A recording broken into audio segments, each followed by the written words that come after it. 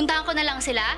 Sila na lang kakausapin ko? Siguro naman mas maayos kausap yung asawa mo, di ba? Yung anak mo? Nakikiusap ako. Wag. Wag na wag niyong gagawin. Pag nalaman niya na may naghahanap sa mag-ina ko, malalaman niya na kumanta ako. Papatayin tayo lahat. Sino? Halika dito.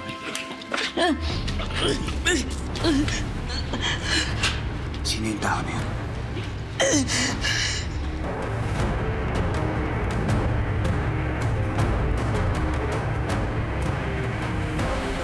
Sabihin mo sa akin.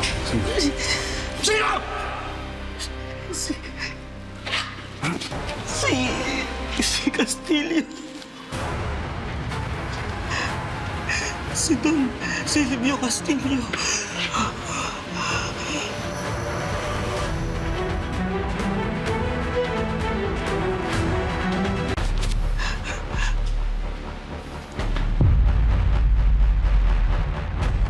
Si Don Castillo may pakala. I'm offering you a chance Chance. na magtrabaho para sa mga Castillo. Tapos lalo na malalaman ni Father na aamo mo, mga Castillo. Naalala mo yung sinabi sa akin ng lalaki na may balat sa mukha. Nagtatrabaho siya para sa mga Castillo. Pag pumasok ko doon, aalamin ko kung sino siya talaga. Otoy ba to? Sa wakas, nagkita din tayo.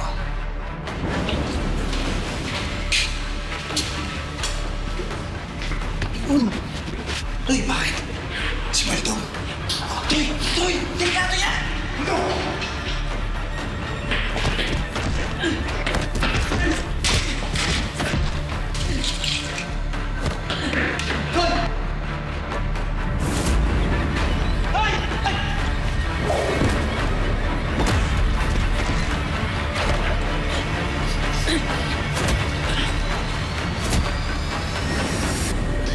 Papatayin ko siya! Tay! Tay! Hindi yan yung sagot. Ha? Maraming kasalanan si Don Silvio pero kailangan niyang pagbayaran niya sa tamang paraan. Hayaan mong mabulok siya sa kulungan, ha? Hindi yan! Ba't ko respetuhin yung karapatan niya? Walang awa niyang pinatay yung mga tao sa simbahan. Kasama na dun yung tatay ko. Arlo J. Caparas, Totoy Pato. Weeknight, 7:15 p.m. Pagkatapos ng angkya ng Section E sa Primetime Primera.